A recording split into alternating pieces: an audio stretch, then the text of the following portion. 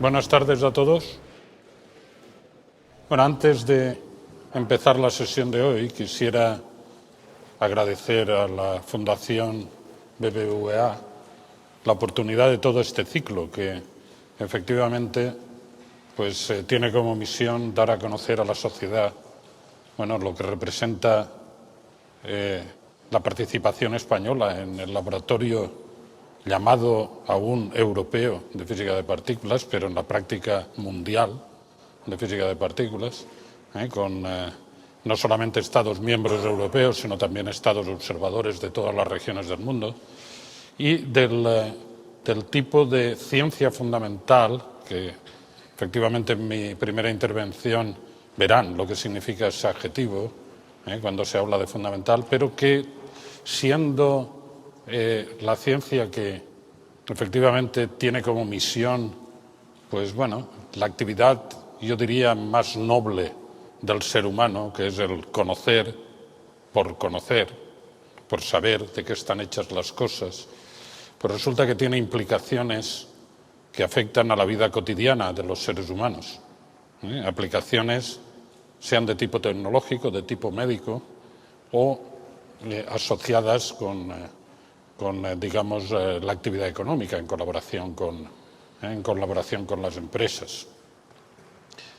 Bueno, y dicho esto, el tema de hoy efectivamente va a ser el tema que lleva por título, tal como está indicado aquí, el de la física nuclear y su impacto social. Bueno, los temas que han ido desarrollándose a lo largo del ciclo no son temas aislados de por sí, y todos están en relación con una pregunta que se la ha hecho el ser humano desde siempre. En todas las civilizaciones esta pregunta ha estado presente: ¿de qué está hecho el mundo? Y en ese devenir de ir conociendo de qué están hechas las cosas, hay niveles de profundidad, de frontera, hasta dónde se ha llegado en cada momento y qué es lo que representan los distintos campos.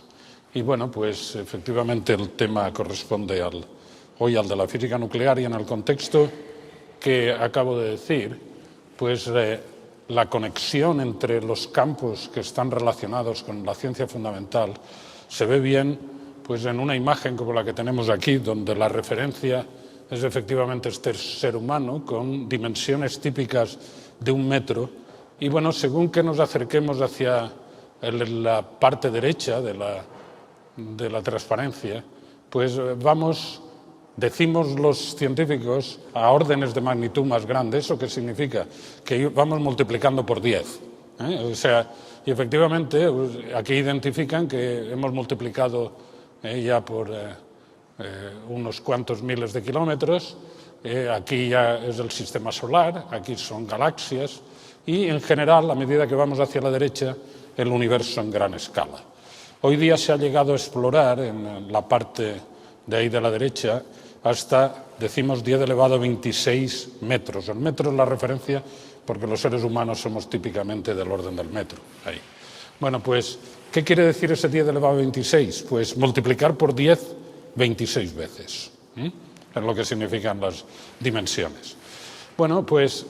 Por otra parte, si partimos de ahí y vamos hasta escalas cada vez más pequeñas, llegamos hasta, bajando en esos órdenes de magnitud, hasta la escala del átomo. Y ese es el punto clave.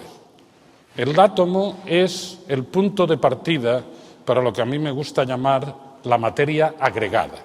De hecho, efectivamente, hay muchos desarrollos importantísimos en todas esas escalas que van desde la escala del átomo hasta la escala macroscópica del ser humano, pero fundamentalmente las propiedades inmediatas, en media, son muy similares. De hecho, no podemos empaquetar átomos, de tal manera que todo lo que está pasando desde la escala del átomo hasta nosotros es ir agregando, creciendo en volumen. Las densidades son las mismas. Hay más masa porque hay más volumen. Hay más partículas porque hay más átomos que están ahí presentes. Pero eso es lo que constituye la materia agregada. La ciencia fundamental hace referencia a todo aquello que es subatómico. en ese contexto de las pequeñas distancias. Subatómico. Y ahí se presenta el primer salto espectacular en la historia de la física. Hay nada menos que un factor 100.000 o 1.000.000 entre el átomo y lo que encontramos ahí en las profundidades íntimas de la materia a escalas muy pequeñas. Y eso es el núcleo atómico. El átomo esencialmente está vacío. ¿Por qué está vacío y no podemos ahí poner muchas cosas dentro del átomo? Eso tiene que ver con la física cuántica, en esas situaciones. Pero es un hecho. Es un hecho real de que efectivamente ahí hay un salto enorme. Y nos encontramos en la física nuclear. ¿Qué es importante en esa conexión? Que lo que sucede de la física nuclear a la física de las partículas, de qué están hechos los núcleos, de qué están hechas las partículas, los quarks, etc. Y lo que sucede a las escalas más grandes del universo a grandes distancias, hemos descubierto en las últimas décadas que está relacionado. De tal manera que podemos tener información, hoy día hablamos de cosmología de partículas, porque el universo no era originalmente el primordial como lo conocemos hoy. Ha tenido una evolución. Y el universo primitivo era como hoy día fabricamos esas condiciones en los laboratorios de física de partículas. Bien, pues efectivamente, hablando de esa estructura de la materia, aquí tenemos una representación de todas esas escalas que yo acabo de comentar. Bueno, ahí tenemos lo que se llama una macromolécula en la constitución de la materia, los ADNs que están presentes, está formada de átomos, y una vez que llegamos a esa escala, 10 elevado a menos 10 metros, habiendo bajado 10 órdenes de magnitud, 10 veces dividir por 10. Dividir por 10 en ese caso. Bueno, pues el paso siguiente en esa constitución de la materia entramos en la ciencia fundamental, que es toda esta parte. El núcleo, que aparece a escalas, como he dicho, 4 o 5 órdenes de magnitud por debajo, un gran salto, el átomo está vacío, 10 elevado a menos 14, 10 elevado a menos 15 metros, está constituido por protones y neutrones. Han oído ustedes hablar de ellos en este ciclo, protones y neutrones constituidos por quarks, han oído ustedes hablar en este ciclo. Hoy nos vamos a centrar en este punto, en lo que hace referencia a las características del núcleo y las implicaciones que tiene en el mundo cotidiano. Bien, pues por el otro extremo que estaba comentando, uno puede preguntarse, ¿y cuándo aparecieron en esa historia primordial del universo los núcleos? Bueno, pues efectivamente en la evolución que hemos comentado, esto es una representación de aquello que se llama de alguna manera la historia del tiempo. Y digamos, el espacio está representado en cada instante, por tal como estoy señalando aquí, con el puntero, a cada uno de los instantes, que es lo que teníamos en el espacio. Y efectivamente en esa época primitiva, el universo no es como lo conocemos ahora, que es con estas características astrales que aparecen en el universo actual. Bueno, ¿cuándo aparecieron los núcleos? Bueno, pues a través de un fenómeno que es conocido como la nucleosíntesis primordial o la nucleosíntesis del Big Bang, y fue en el momento en que ya se había enfriado suficientemente en la evolución del universo para que los constituyentes del núcleo no aparecieran en términos de las partículas que he comentado antes y los quarks, sino que ya podían aglutinarse. Y efectivamente eso ocurrió en la historia del universo entre 1 minuto y 3 minutos después del Big Bang. Pero seguía la evolución del universo. Y llegó un momento en que ya se había enfriado a los 3-4 minutos de la evolución del universo, pues suficientemente como para que no podía continuar. Ya no eran los núcleos, sino que ya entrábamos en situaciones en que era la materia agregada que he comentado antes, en el momento lo que se llamó de la recombinación. Bueno, eso quiere decir que en la nucleosíntesis, la formación de los núcleos primeros, en esa época del Big Bang, terminó con los núcleos muy ligeros, a partir de protones, el helio, el litio y poquito más, fundamentalmente a través de los isótopos del helio. No dio tiempo a que continuara ese proceso. ¿Qué estoy diciendo que no doy tiempo? Porque ¿cómo es que se producen esos elementos? Bueno, pues efectivamente eso lo comentaré ahora dentro de unos momentos, a ver cómo han ido apareciendo posteriormente, ya que en la época del Big Bang solo se pudieron formar los que eran el punto de partida, no doy tiempo para más, a través de la evolución del universo. Bueno, esto es una transparencia aquí superpuesta a todo lo que estoy diciendo, para ilustrar que efectivamente la pregunta de qué están hechas las cosas, como he dicho antes, ha estado siempre presente en las civilizaciones. Y la filosofía natural de los griegos dio respuestas muy definidas. Y en particular, pues, la famosa teoría de los 4 elementos, pues, ha sido además motivo de ilustración artística por parte de grandes artistas. En ese caso asociado con pensar, como Empédocles, de que todo estaba hecho pues de aire, agua, tierra, fuego. Fantástico, con 4 elementos todo resuelto, estético. Efectivamente, incluso la observación cotidiana puede darnos a pensar que hay algo de verdad en esa teoría de los 4 elementos de Empédocles. Bueno, efectivamente conocemos a través del devenir histórico que puede ser muy estético, muy elegante, pero es falsa. Es decir, el método científico tiene unos criterios que hay que seguir de validación y sabemos que es falsa. En cualquier caso, bueno, pues esa era la idea. De hecho, si eso eran los constituyentes, las ideas de Platón tendrían que ver de cuáles son las fuerzas que hay entre esos constituyentes. Platón, ya lo sabéis, era el filósofo natural de las ideas, y las ideas en el mundo de la ciencia fundamental de hoy tiene que ver cómo se relacionan los constituyentes elementales, eso que llamamos las interacciones entre unos y otros. Y bueno, pues efectivamente hablaba de distintas formas y tamaños que estaban asociadas con esas ideas platónicas.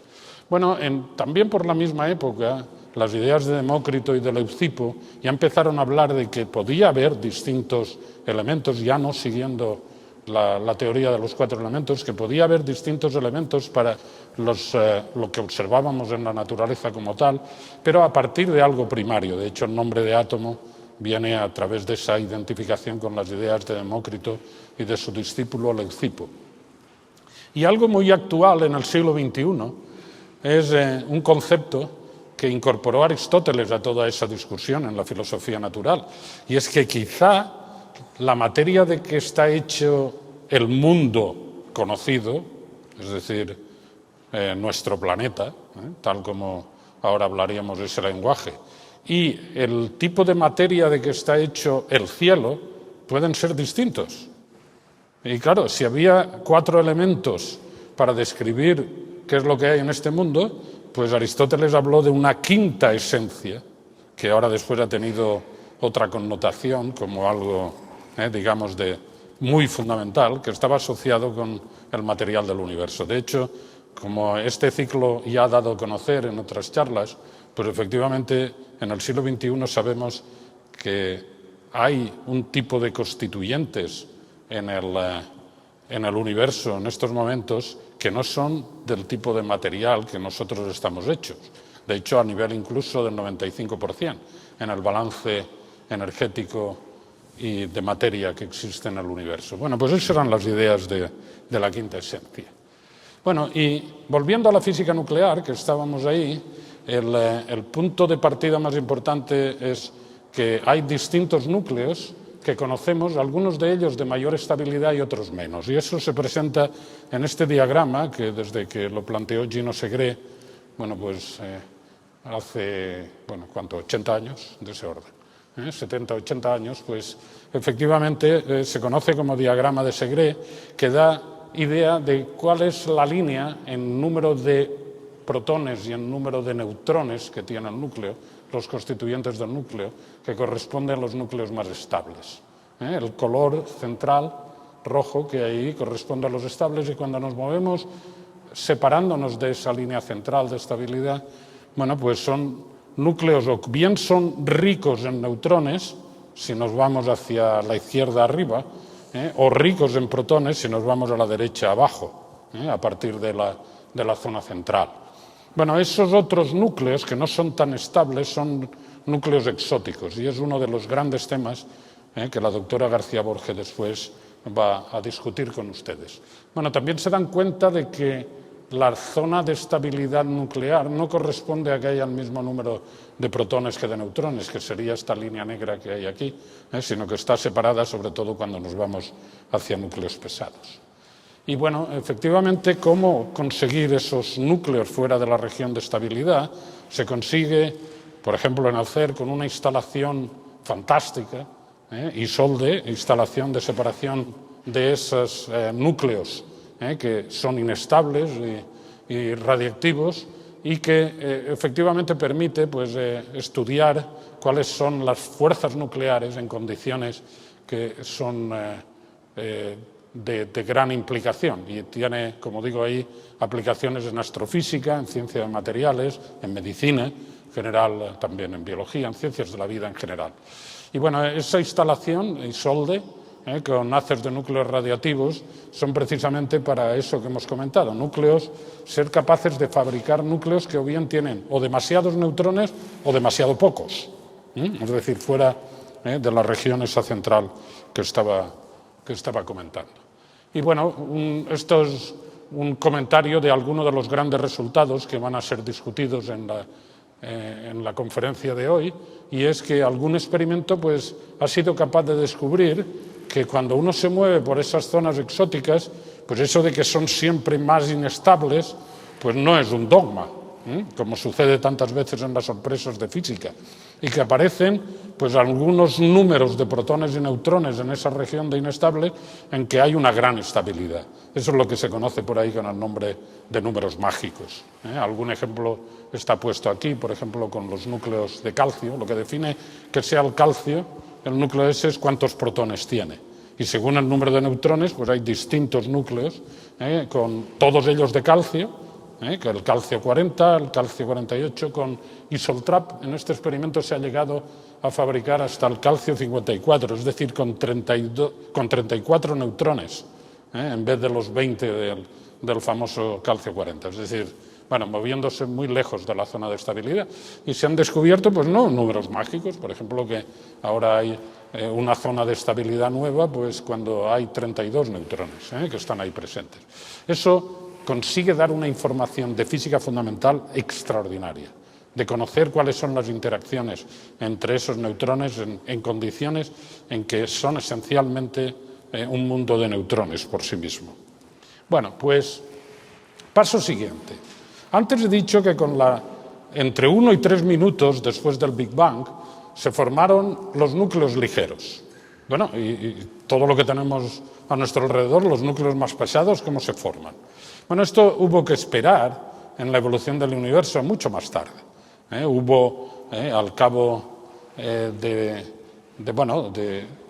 unos miles de años, cuando ya hubo la separación, digamos, la formación de los átomos, bueno, después ya, a medida que se fue enfriando, pues ya los efectos gravitatorios empezaron a formar astros. Y cuando se dan las condiciones de una estrella, pues efectivamente en esas condiciones la densidad y la temperatura son suficientes para que se pueda producir lo que se llama la nucleosíntesis, la síntesis de los núcleos en el contexto estelar, nucleosíntesis estelar. Y para entender eso, este diagrama es muy sencillo. No se asusten por eso. Todo lo que indica la curva que está ahí es cuán estables, cuanto más alto es el punto que yo considere, asociado con los distintos núcleos. Al dibujar esa curva quiere decir que los núcleos, ahora comparando unos con otros, pues cuáles son los más estables. Y resulta que uno sabe de la física nuclear que el núcleo, la zona del hierro, cobalto, níquel, son los núcleos más estables. De tal manera que efectivamente, si uno es capaz de subir por esta curva, bueno, pues efectivamente eso puede producirse de manera espontánea, porque a partir de los núcleos llego a otro que es más estable. Bueno, pues esa es la formación de los distintos núcleos que siguen las estrellas. Y efectivamente, como las estrellas pues no duran entre un par de minutos, como he dicho antes, sino efectivamente tienen una vida de millones de años, asociados con con la evolución estelar, pues el subir por esta curva es posible en las estrellas. Y de hecho, eso es lo que significa que una estrella está viva, el subir por esa curva. ¿Cuándo muere una estrella? Una estrella muere pues cuando efectivamente todo lo que estamos produciendo ahí de núcleos acaba siendo de hierro, cobalto, níquel. A partir de ese momento ya no podemos continuar, porque ahora si ven la curva se dan cuenta que ahora la curva baja.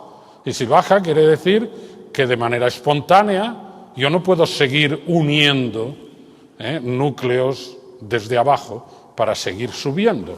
La estrella muere cuando llega a hierro, cobalto, níquel. Y ahora tenemos un problema. Todos sabemos que en este planeta,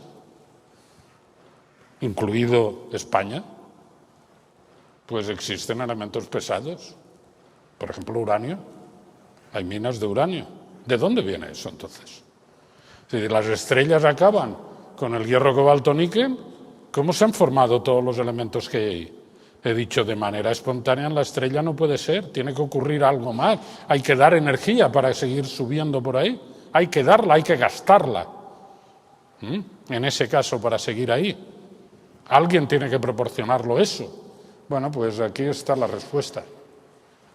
Si efectivamente tenemos una estrella como nuestro Sol, que es normalita, pues efectivamente cuando llega o llegará dentro de millones de años, en la evolución de la estrella, a esa situación del hierro, cobalto, níquel que acabo de comentar, pues la estrella va a morir y se contraerá, después de una expansión inicial, a un fenómeno que se llama de enanas blancas y punto final.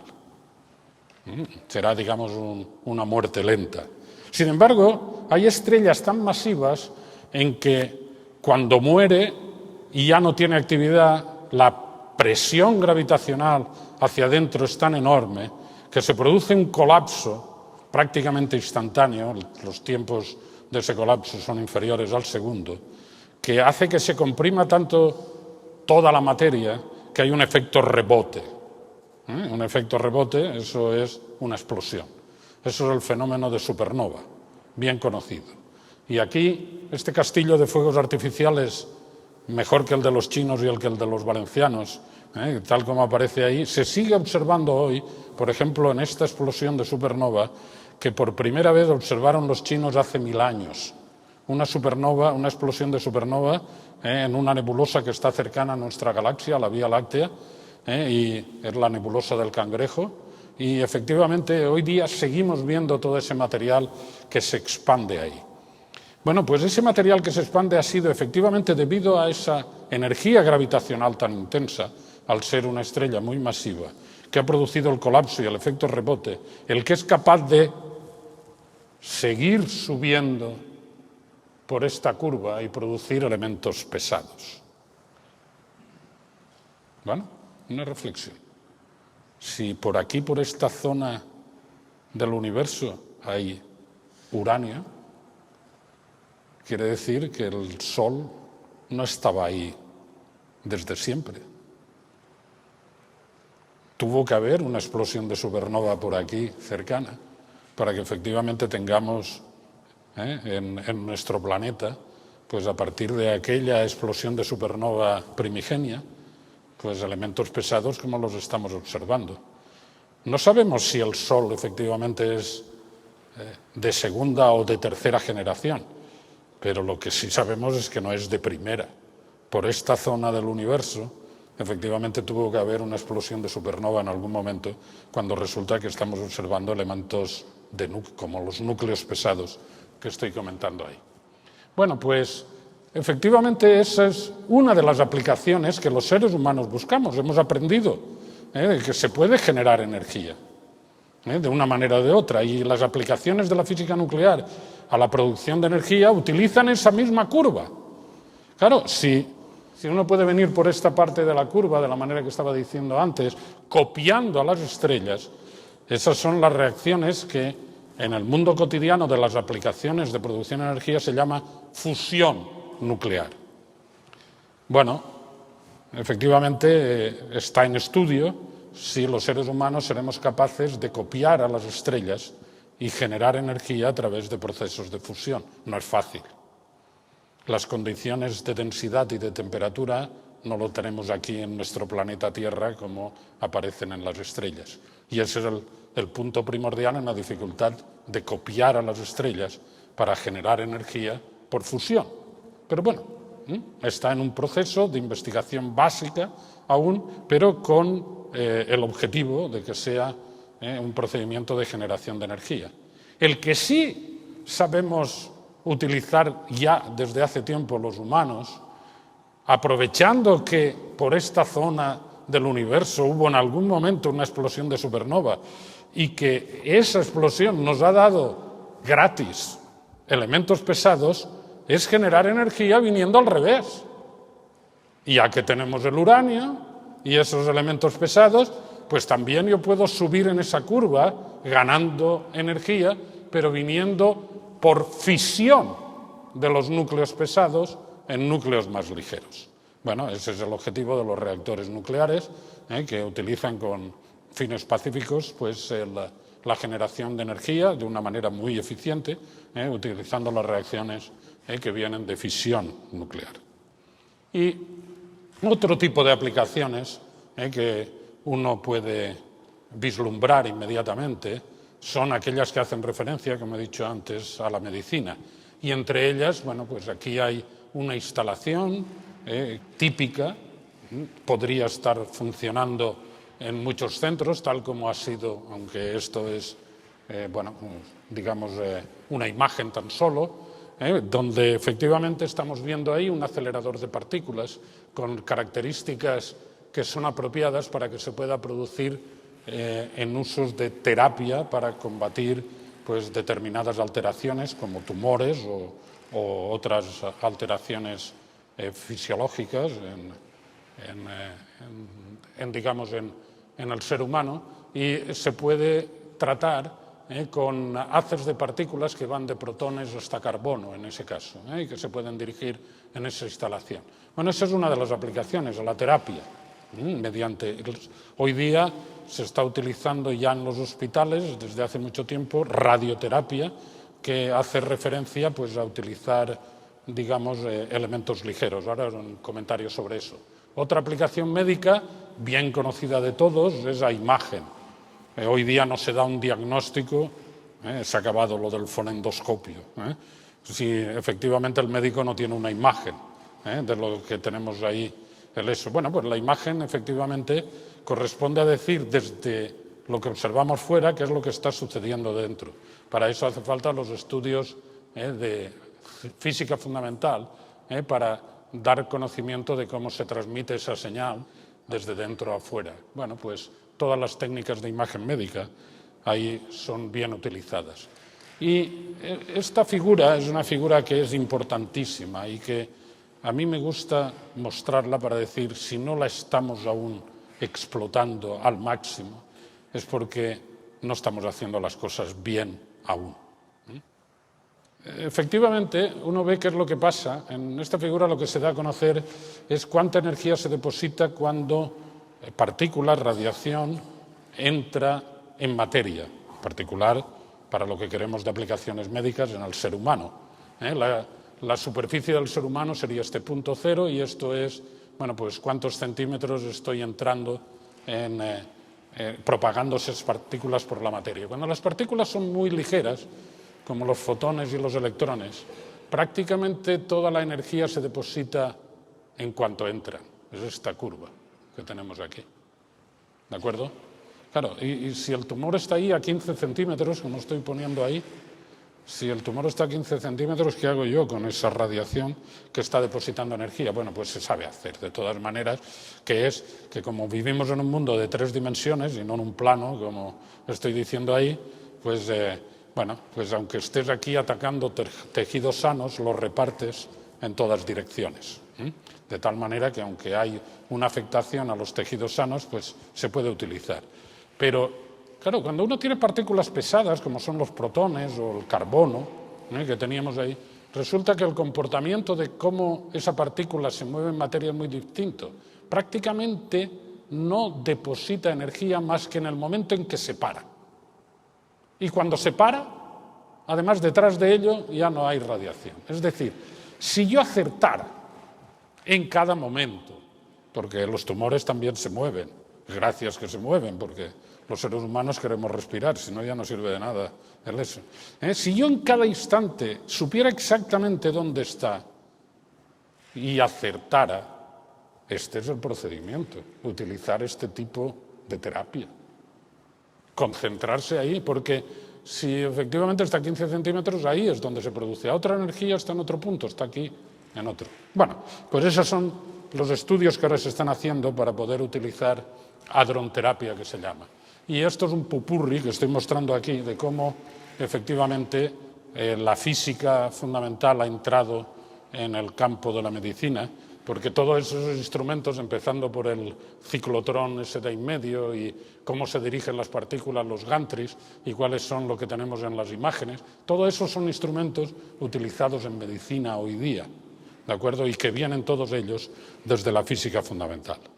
Y bueno, y para terminar, pues me gustaría comentar que efectivamente, pues en España, dentro de un contexto europeo, de una red europea de física médica, pues existe una instalación que está desarrollándose con financiación inicial a través de fondos FEDER, con convenio entre el Ministerio del Gobierno de España y la Universidad de Valencia, bueno, y que corresponde a esa instalación de física médica cuyo objetivo es un objetivo de lo que llamamos investigación fundamental pero orientada. Como imagen y aceleradores combinados para que efectivamente puedan conducir, bueno, pues a una mayor implicación social de la física fundamental que estamos comentando aquí. Y bueno, yo con esto, mi intervención personal, quiero dejarla ahí, dejando estos puntos abiertos para la conferencia de la doctora María José García Borge. Y es un placer presentar a ustedes a la doctora María José García Borge, profesora de investigación del Consejo Superior de Investigaciones Científicas y actualmente líder de la instalación ISOLDE, que yo he comentado, esa instalación del CER, que efectivamente estudia el comportamiento de los núcleos exóticos. Es ella además el portavoz de esta colaboración ISOLDE, tanto en la dirección como en el Consejo del CER. María José completó sus etapas de licenciatura y doctorado en física en la Universidad Complutense de Madrid. En su etapa postdoctoral tuvo estancias de investigación en la Universidad de Arizona y como fellow en ISOLDE en la década de los 80. Miembro del Consejo Superior de Investigaciones Científicas desde 1986, cuando ya inició su gestión de proyectos de investigación y líder de un grupo dedicado a este tipo de estudios. Fue directora del departamento desde 2003 a 2011. Como investigadora, posee cerca de 300 artículos en las revistas científicas de mayor prestigio, decimos mayor impacto, científicos en el campo de la física nuclear, y es citada con gran regularidad a niveles de excelencia muy altos. Ha sido conferenciante invitada regularmente en más de 30 ocasiones en eventos científicos internacionales que dan cuenta del estatus de la física nuclear. Es directora de 9 tesis doctorales y de 11 tesis de máster.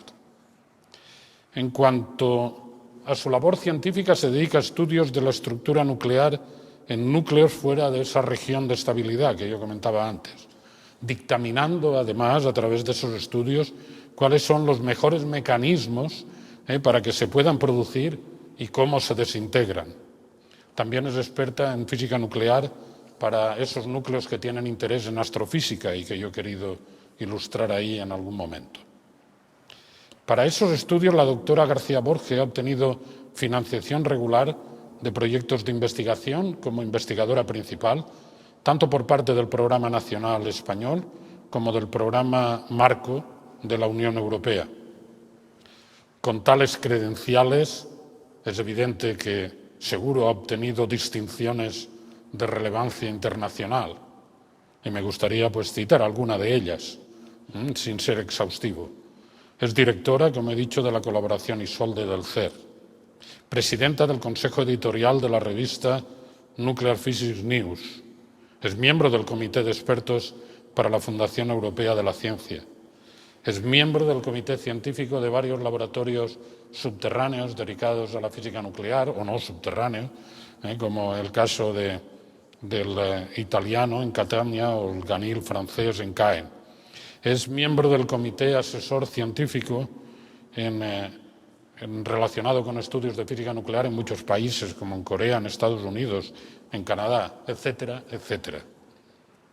María José, es un placer presentarte en este evento y vamos todos a disfrutar tu presentación de este tema tan apasionante. Por favor.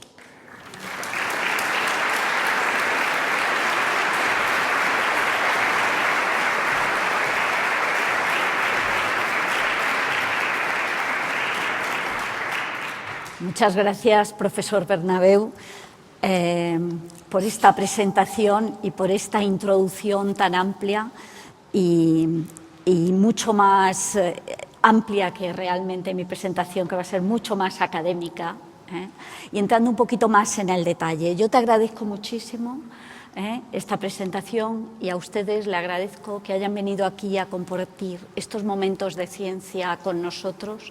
También quisiera agradecer a la Fundación BBVA y al CERN esta iniciativa, y mis presentaciones dedicadas a la física nuclear y a las aplicaciones se van a centrar sobre todo en la instalación Isolde. El contenido se dedica un poco a la escala nuclear, vamos a hacer un poquito de historia, dónde estamos en el conocimiento del núcleo, cuáles son los temas más candentes. A la vez tenemos las preguntas fundamentales, los temas candentes no son siempre las preguntas fundamentales, nuestras preguntas fundamentales suelen ser de mucho más largo recorrido. Hablaremos también un poco de la génesis de los alimentos y sobre todo, ya que el profesor Bernabeu lo ha explicado también, de algún ejemplo que hemos hecho últimamente en ISOL dedicado a este tipo de temas, y finalmente hablaré algo de las aplicaciones tanto en física de materiales como en física de la salud. El profesor Bernabeu nos ha explicado desde el origen del universo hasta el origen de la vida, donde se centra la física nuclear. La física nuclear se centra en el estudio de los elementos que se sintetizan en las estrellas. Como él bien ha explicado, casi todos los elementos que tenemos en la Tierra se van creando poco a poco a lo largo de la historia de las estrellas. Lo que hacemos nosotros, teniendo instalaciones de haces radiactivos, es intentar recrear estas circunstancias en la Tierra, intentar ir más allá y conocer cuál es la estructura del núcleo atómico, cuáles son sus propiedades y cuáles son sus interacciones. Nosotros hablamos de la dinámica de reacción, cómo funciona. También nos ha hablado de cuál es la escala, y en la escala el núcleo forma parte de la parte interior del átomo, es muy pequeño, los átomos están vacíos. Realmente, si se dan ustedes cuenta, 1 centímetro cúbico de hierro pesa 7,9 gramos, pero si yo tuviera el mismo centímetro cúbico de núcleos de hierro, pesaría 300 toneladas. Eso nos hace indicar que verdaderamente el átomo está vacío y toda la masa viene dada por su núcleo atómico. Y la prueba es que alrededor solo están los electrones y cada uno de ellos tiene una masa que es 2000 veces inferior a cada uno de estos protones y neutrones que hemos escenificado con colores rojos y azules. A mí me gustaría dar un paso atrás y entrar un poco en la historia de la física nuclear, porque es de esas ciencias que podemos establecer su principio. Empecemos hablando del descubrimiento de los rayos X. Wilhelm Röntgen, en 1895, estaba estudiando las descargas en tubos con gases enrarecidos. Y esto era una ciencia que estaba muy a la moda y todo el mundo estaba intentando probar este tipo de técnicas. Se dio cuenta en su laboratorio que se emitía una radiación muy penetrante. Era tan penetrante que podía ver sus propios huesos. De modo tal que llamó inmediatamente a su mujer y le dijo: mira, mira, mira, fíjate. Y entonces tomó una foto de la mano de su mujer. Era una placa fotográfica. Y esta es verdaderamente la primera imagen médica que se conoce.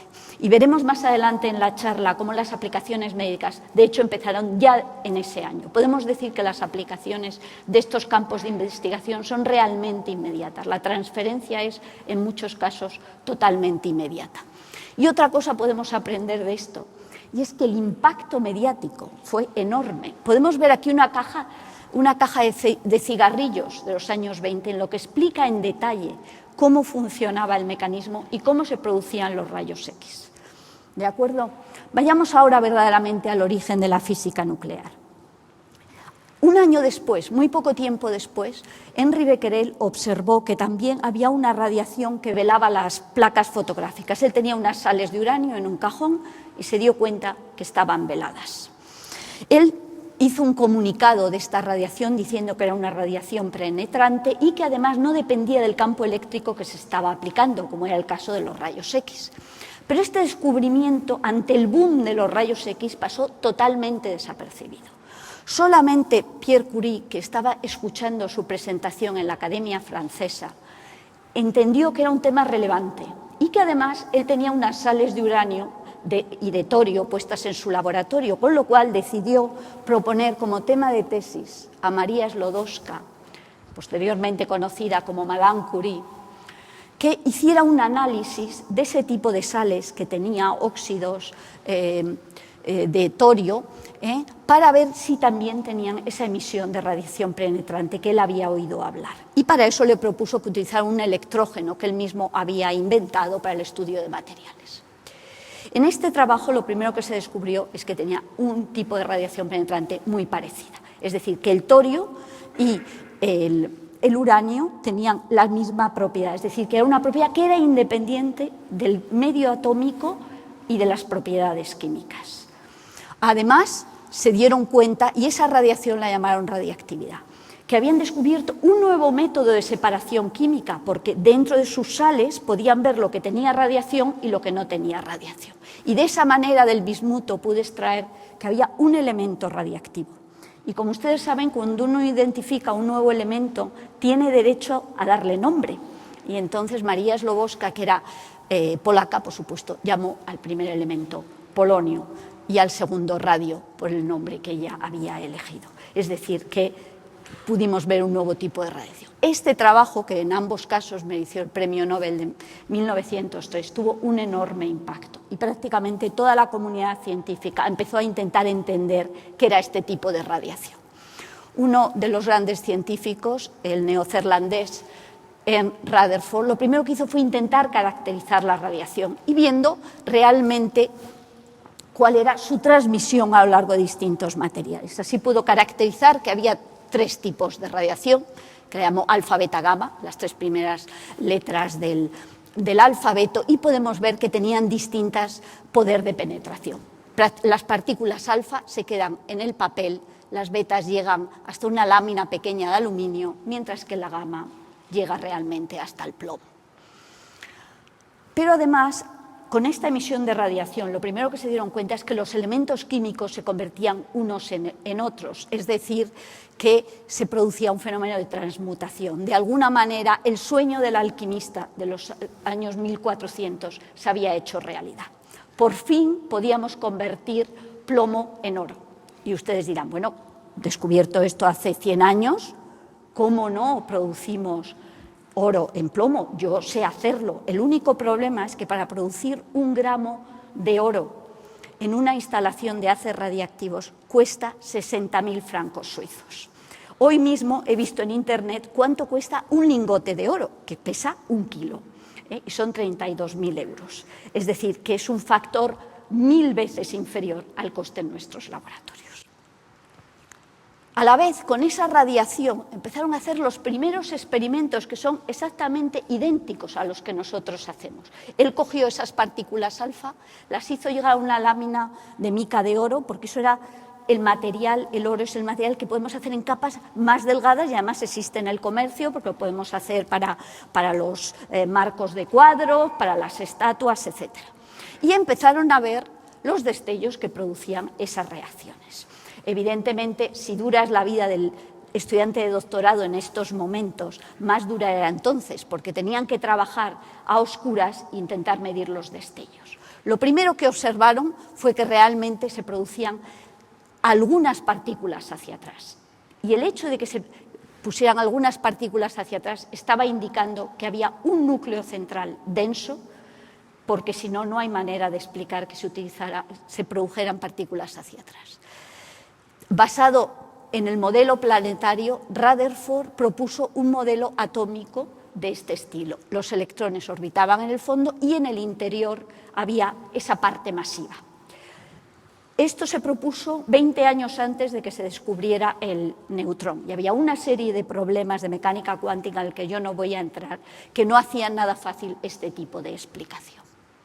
Dando ahora un salto en la historia y volviendo al momento actual, coloquemos nuestro núcleo un poco entre las escalas del átomo y sus constituyentes. Lo mismo que en el átomo tenemos un espectro excitado que emite luz, y esa luz es la luz visible que tenemos todos. Nosotros también en los núcleos podemos identificar estados excitados. La única diferencia es que la escala de energía es 1.000.000 de veces distinto, y por tanto esa luz emitida, que nosotros llamamos radiación gamma, no la podemos ver con los ojos. Y también, a la vez, nuestros nucleones están formados por quarks. ¿Cómo puede ser que tanta carga positiva esté concentrada en un sitio tan pequeño si nosotros sabemos que las cargas positivas se repelen? La primera explicación es que debe existir una fuerza mucho más intensa que lo mantiene confinados, y esa fuerza, sin gran imaginación, se le llamó fuerza fuerte, y sabemos que es al menos un factor 100 más intensa que la fuerza electromagnética. Existe también otro tipo de fuerza que participa dentro de los núcleos y que es responsable de la desintegración beta de los núcleos, y que es 1000 veces más débil que la fuerza electromagnética, y por tanto la llamamos fuerza electromagnética. Fuerza gravitatoria juega un papel mucho más pequeño. Luego ya entendemos que el núcleo es un sistema de muchos cuerpos en el que actúan 3 fuerzas. Podemos ya empezar a ver cómo son esos núcleos. Bueno, pues para el hidrógeno tenemos el hidrógeno, el deuterio y el tritio, un protón, varios neutrones. Eso son el mismo elemento químico, distintos isótopos, cada uno de ellos con propiedades nucleares totalmente distintas. También existen núcleos de distinta masa, de distinto elemento químico y la misma masa. Las propiedades que tienen estos núcleos, podemos decir que la fuerza fuerte es de corto rango, decimos en física nuclear. Eso quiere decir que la fuerza satura. Cada nucleón interacciona con el orden de 10 nucleones, nada más. Y para mantenerlos despiertos en esta larga presentación, hago la misma representación que el profesor Bernabeu, pero al revés. Yo presento la energía por nucleón. Como las fuerzas no saturan cuando solamente hay 2 o 3 partículas, porque debería de haber 10, estos núcleos, si se unen entre ellos, ganan estabilidad emitiendo energía. Por tanto, el proceso de fusión es un proceso favorable hasta que llegamos a la zona del hierro y del cromo, tal y como describía el profesor Bernabeu. De la misma manera, la repulsión coulombiana entre esos núcleos hace evidentemente que cuando el sistema se hace cada vez más pesado, haya que poner los protones cada vez más lejos para que el sistema se estabilice. Por tanto, la energía por nucleón aumenta y el sistema pueda romperse en 2 trozos, ganando de nuevo energía. Estos 2 procesos de fusión y de fisión son 2 grandes fuentes de energía. En estos momentos podemos utilizar la fisión para producir energía, y en un futuro próximo esperamos poder producir también fisión. Veamos ahora cuál es el paisaje nuclear. También nos lo ha presentado el profesor Bernabeu con lo que se llama el diagrama de Segre, en el que se ponían aquí los protones y aquí los neutrones, y podemos ver todos los núcleos que hasta ahora se conocen. En negro, los núcleos estables o primordiales, es decir, aquellos que tienen una vida media superior a la edad del sistema solar. En rojo, los que se desintegran beta, y en azul los que desintegran beta menos y en amarillo los emisores alfa. Este criterio de intentar explicar con colores cómo son los procesos de desintegración de los núcleos está totalmente patentado por el Instituto de Karlsruhe y nadie puede usar estos colores excepto ellos. Aquí lo que podemos ver es que hay una cierta simetría entre lo que uno es capaz de producir en el laboratorio y lo que uno espera poder llegar a producir. Podemos ver que en la zona alejada del valle de estabilidad hacia los ricos en protones se ha producido todo, y cuando queremos ir hacia núcleos ricos en neutrones nos queda todavía muchísima labor por hacer. A la vez, en la física nuclear, como en los gases nobles, existen unos ciertos parámetros extra de estabilidad, como nos ha hablado el profesor Bernabeu, y nosotros los llamamos números mágicos. Aquellos núcleos que tienen la buena combinación de protones y neutrones presentan una estabilidad extra.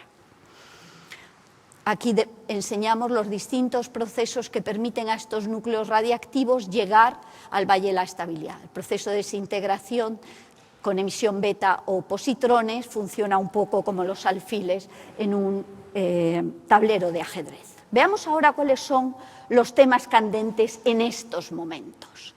Bueno, pues una de las propiedades más importantes de los núcleos es su estabilidad. A medida que nosotros nos alejamos del valle de la estabilidad, creamos núcleos donde es mucho más difícil retener el último nucleón, nuevas estructuras aparecen. Los núcleos, en vez de ser un sistema compacto, se convierten en un sistema muy diluido y nuevos modos de desintegración aparecen.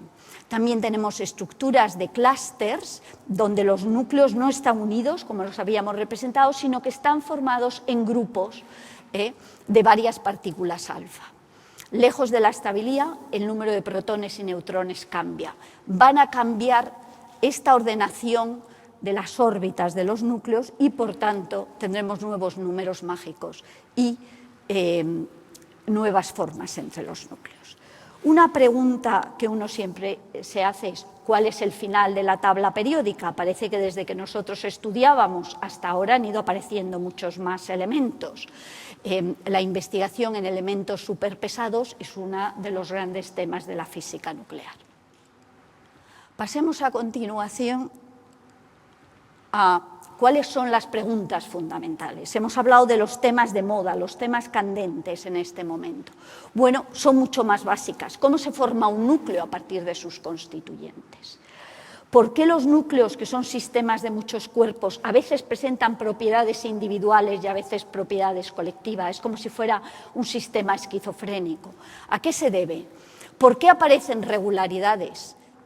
¿Cómo podemos nosotros conocer estas cosas? Bueno, pues tenemos una serie de observables en el laboratorio, conocer las propiedades, la masa, el radio, los momentos, el tiempo de duración, que nosotros podemos comparar con los distintos los distintos modelos teóricos que nos permiten identificar las estructuras que observamos.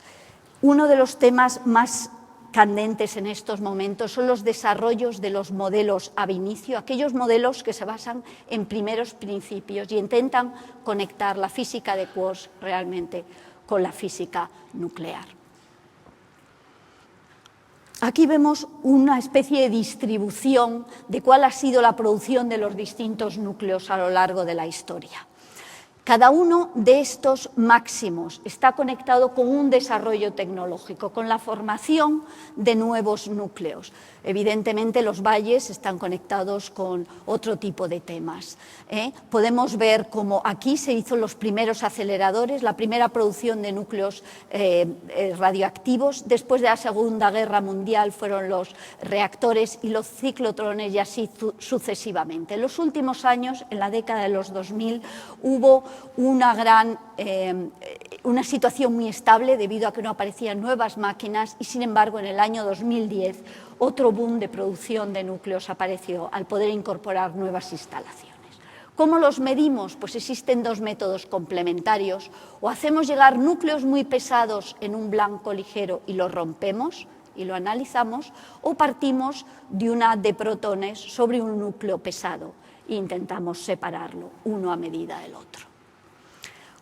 ¿Es el CERN la única instalación de física nuclear? No es el caso. Existen instalaciones de haces radiactivos en todo el mundo. Lo primero que podemos ver aquí es que realmente la física nuclear se hace fundamentalmente en Europa. La tradición de física nuclear ha dominado siempre con respecto al resto de los continentes, mientras que podemos ver ahora un gran auge en los países asiáticos. La razón de ello es fundamentalmente que ellos han optado por la energía nuclear y por sus aplicaciones en física médica. Necesitan formar a nuevos científicos en el campo de la física nuclear. Si ahora nos pasamos a Isolde, para todos aquellos que ustedes no han estado en charlas anteriores, hago una presentación aquí breve del complejo de aceleradores del CERN que se halla en Ginebra, y para que se hagan una idea, empezó a funcionar hace 60 años, antes era como de 12 países y ahora está formado por unos 21 miembros y su presupuesto es del orden de 800 millones de euros anuales. ¿Dónde está la instalación de haces radiactivos? Esta instalación aparece en los primeros anillos del complejo de aceleradores y de alguna manera es una instalación diversa donde intentamos buscar lo común de lo diverso. ¿Cómo funciona la producción de núcleos? Como hemos dicho, tenemos una de protones sobre un blanco pesado y prácticamente se produce de todo. A alta energía, a alta intensidad producimos de todo, es decir, todos los núcleos que vemos en esta parte. La idea ahora es hacer una combinación de blancos y fuentes de iones que nos permiten separar químicamente los elementos, hacer una separación magnética y poder producir a medida cada uno de esos núcleos para su estudio posterior. Hemos hablado de temas candentes. Uno de los más importantes entre los núcleos ligeros es que cuando nos alejamos del valle de la estabilidad, los sistemas empiezan a estar muy poco ligados y los núcleos, en vez de presentar esta forma, tienen algunos nucleones enormemente separados, cambiando su radio a grandes dimensiones. Esta variación enorme en el tamaño de un núcleo, cuando pasamos de uno al siguiente, tiene consecuencias importantes a la hora de las secciones eficaces. Este tipo de ciencia se ha estado desarrollando en los últimos 30 años y uno de los resultados más recientes es ver cómo esa sección eficaz de Rutherford, esa interacción del núcleo se modifica cuando nosotros tenemos un núcleo con estructura difuminada. Y podemos ver aquí cómo la sección eficaz, que en el núcleo próximo se parece a la que midió Rutherford hace 100 años, se aleja enormemente hasta un factor 50. Nosotros entendemos eso. El sistema nuclear está tan alejado que se polariza en presencia de un campo y se distorsiona. Y esas distorsiones dan lugar a ese tipo de estructura. También ha hablado el profesor Bernabeu de nuevos números mágicos. Estaban unos muy establecidos, como en los gases nobles, y lo que nosotros sabemos es cuando estamos en núcleos muy exóticos, donde el balance de neutrones y protones cambia, también van a cambiar esas órbitas y va a dar lugar a nuevos núcleos. Una manera de medir esa estructura es midiendo la masa. Para medir la masa, lo que se usa en estos casos son un conjunto de campos cuadrupolares y magnéticos que, midiendo la frecuencia de oscilación del átomo, nos permite conocer su masa. Esta trampa que ustedes ven es pequeña, es del orden de 5 centímetros. Muy pocos núcleos podemos alojar en este tipo de sistemas y nos permite obtener precisiones de la millonésima. Si conocemos la masa del núcleo, podemos definir si presenta o no condiciones más estables. Cuando uno utiliza trampas de gran precisión, uno va a tener una gran pérdida en la eficacia. Se han desarrollado el año pasado nuevos sistemas con espejos que nos permiten entender mejor esta estructura y obtener nuevos números mágicos como n igual a 32 y poder testear las fuerzas nucleares y las componentes extras de estas fuerzas nucleares. También existen formas distintas, un sistema mesoscópico solo con números mágicos tendrá forma esférica. Aquí podemos ver otras formas de los núcleos que también encontramos en la naturaleza. La mayoría tiene forma como un melón, y como ha dicho el profesor Bernabeu, hemos podido medir la estructura excitada de núcleos muy pesados con este aparato que se llama Miniball. Es un array de detectores gamma de alta precisión, y hemos podido determinar que algunos de estos núcleos presentan una forma muy exótica que nosotros llamamos forma de pera, porque realmente esa es la forma que tiene, es un grado optupolar. Este tipo de núcleos es muy importante porque si queremos hacer estudios de física más allá del modelo estándar, pueden presentar una componente de momento dipolar atómico muy grande debido a su estructura especial. También en nuestra búsqueda por ionización individual de los núcleos se ha podido medir recientemente el potencial atómico de un elemento químico, el astato. No todos los elementos químicos tienen un núcleo estable y por tanto no todos ellos se pueden recrear en el laboratorio. Hace falta una instalación de este estilo para poder producir, en este caso, el astato y poder medir con altísima precisión este potencial de ionización. Este tipo de medidas tienen su impacto en la física atómica, efectos relativistas del potencial atómico, y además tiene implicaciones en el elemento químico homólogo, que es el Z igual a 117, que es el último elemento que se ha descubierto.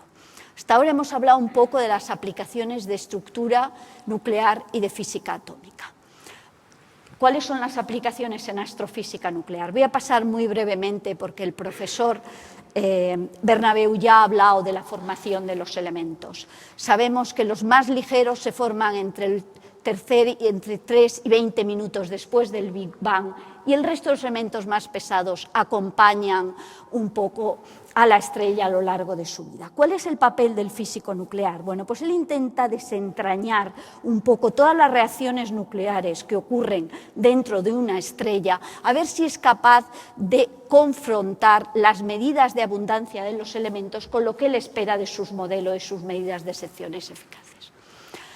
Las preguntas fundamentales en este tipo de tema es: ¿podemos nosotros recrear en el laboratorio las reacciones que ocurren en las estrellas? ¿Sabemos exactamente dónde ese tipo de elementos se producen? Y como ha explicado el profesor Bernabeu, tenemos una serie de sendas bastante establecidas que nos dicen cómo se producen la mayoría de los elementos. Por ejemplo, él hablaba del torio. Con los métodos estándar de fusión de elementos hasta el hierro, en un ambiente de neutrones, si nosotros además vamos capturando neutrones en un proceso muy lento, llegaríamos al plomo. Nunca llegaríamos a poder tener ni torio ni uranio, y nunca hubiéramos descubierto probablemente tampoco la física nuclear, y no deberíamos de estar aquí. Entonces, existen procesos alternativos, y el proceso alternativo, como él ha explicado, es aquel que ocurre en aquellas estrellas que sufren una explosión de supernova.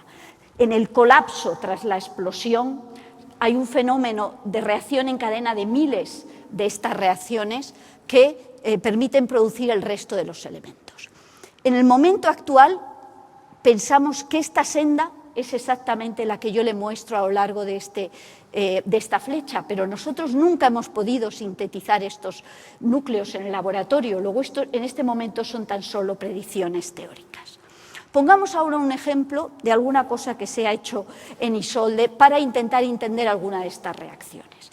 ¿Cuáles son las herramientas? No es únicamente nuestro laboratorio de producir una reacción y comparar con los modelos. También hay medidas observacionales, como por ejemplo el satélite integral, que ha podido mirar a Casiopea y a la supernova de 1987 y medir transiciones gamma. Entonces es muy importante que nosotros veamos la composición de elementos que podemos recrear en el laboratorio y que además existen medidas observacionales. Desgraciadamente, a pesar de que se sabía que esta era la reacción que más contribuye al proceso de colapso de supernovas, los valores obtenidos teóricamente y observacionalmente no coincidían. La idea era, por tanto, intentar hacer una medida directa, puesto que todas las medidas que se hacían no eran directas de este tipo de reacción. Y aquí lo interesante es que se utilizaron residuos radiactivos para generar un blanco. Fíjense que estos núcleos tienen una vida media muy larga, 59 años. Entonces, de los residuos radiactivos de reactores, un grupo de radioquímicos fueron capaces de aislar una cantidad de 50 megabecquerel de titanio 44, trasladarlo desde Zúrich a Ginebra, no hay problema porque su vida media es muy larga, inyectarlo en un blanco, utilizar la instalación Isolde y poder hacer el experimento. El resultado de esta reacción directa es que la sección eficaz es un factor 3 inferior y, por tanto, los valores habría que multiplicarlos por un 30%, llegando muy próximo a los valores observacionales.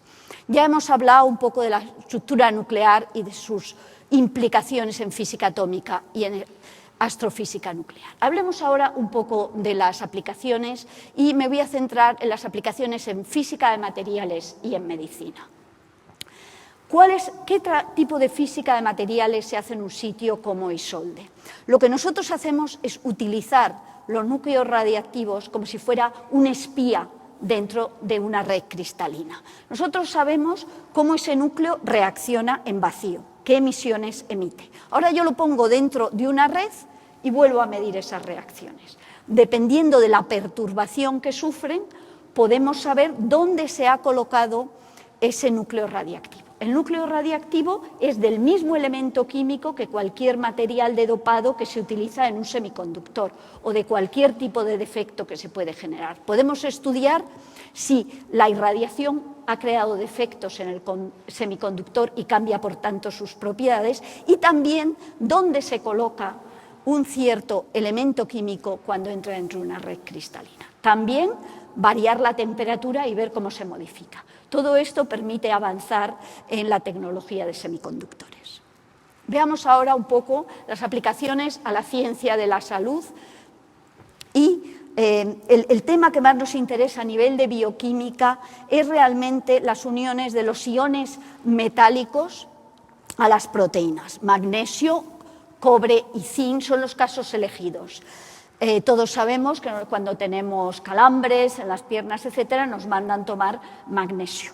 También cualquier complejo químico o cualquier complejo vitamínico que compremos presenta pequeñas cantidades de cobre y de zinc. Sin embargo, a pesar de la cantidad que existe en nuestro cuerpo, es pequeña, es como una cucharilla de té, un exceso de cobre en nuestro cuerpo aparece en grandes cantidades en enfermedades neurológicas, siendo la más común el Alzheimer, aunque también en el Parkinson y otras enfermedades menos comunes, como la enfermedad de Wilson y de Prion. Este tipo de núcleos de capa cerrada son muy difíciles de estudiar químicamente. Lo que hacemos nosotros, en nuestro caso, es intentar utilizar una técnica muy sensible que utilizamos para estudios de física nuclear, para determinar el radio de los núcleos y poder conocer cómo se unen estos iones a una proteína. Una vez que uno conoce el enlace, va a poder crear el medicamento que permite romper ese enlace y evitar ese exceso, en este caso de cobre, y esperamos poder reducir ese tipo de enfermedades. Antes de pasar al tema de las aplicaciones en medicina, me gustaría tan solo recordar que continuamente estamos sometidos a radiación. Tenemos la radiación cósmica, radiación de origen terrestre, hemos hablado del uranio, el torio, el radio, y dentro de nuestro cuerpo todos tenemos potasio, y tenemos potasio 40, que en una cantidad de 2,3 veces por mil. De modo tal que una persona de 75 kilos emite del orden de 360 electrones por segundo. Entonces, cuando nosotros intentamos conectar la física nuclear y la medicina, siempre nos parece que la radiación es nociva. Es un poco como la comida. Todo es, venenoso, depende de la cantidad. Con la radiación pasa exactamente lo mismo. Me gustaría volver sobre esta transparencia y mi punto inicial, la transferencia de conocimiento más rápida de la historia. Acuérdense que en el año 1985 se descubrieron los rayos X. En ese mismo año, en Chicago, se ha aplicado ese aparato de rayos X, aquí vemos una especie de dibujo de cómo era el aparato para una persona que tenía reincidencia de cáncer de mama. Al año siguiente ya se utilizó para cánceres de estómago en Lyon y de piel, enfermedad del lupus en Viena. Transferencia de tecnología, podemos decir, directa.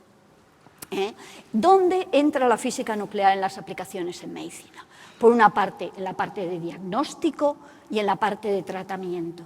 Voy a hacer una presentación un poco complementaria a la del profesor Bernabeu, y me voy a centrar en el desarrollo de núcleos innovadores tanto para el diagnóstico como para el tratamiento. Hemos hablado de la imagen médica, consiste realmente, como hemos dicho, damos un núcleo radiactivo, la persona toma ese agua con esa cantidad disuelta y se miden las gamas, o bien por tomografía computarizada, o se introduce un radioisótopo que es emisor de positrones y se miden las gamas emitidas tras la aniquilación del positrón. Aquí vemos dos ejemplos de las dos tecnologías indicando que la tecnología de PET da mucha más resolución.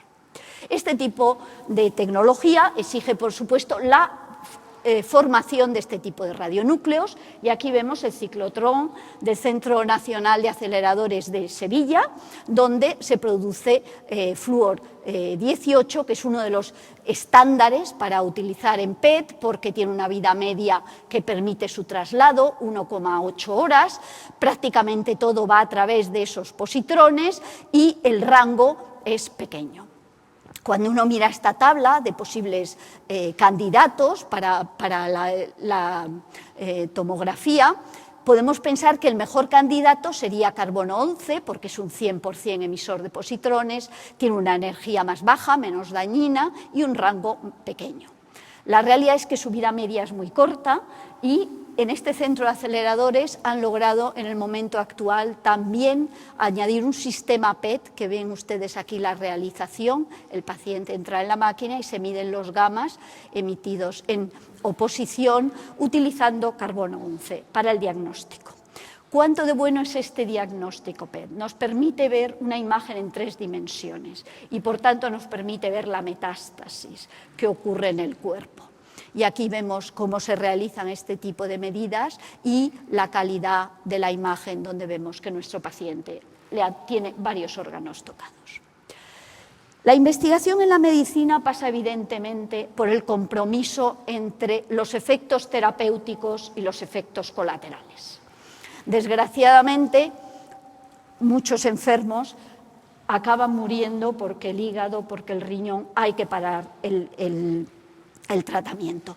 Lo que se hace, lo que hablamos en este caso, es de una curva terapéutica. ¿Cuáles son las tendencias en el momento actual?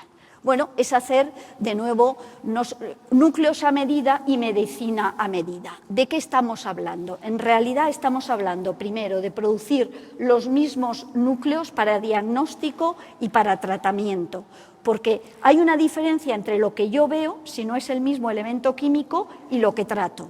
Esa es la primera medida. Y la segunda consiste en hacer lo que se llama theranostics, y es que se ha observado que las células exteriores de los tumores tienen una especie de carnet de identidad, que es distinto del tipo de tumor y distinto del resto de los órganos.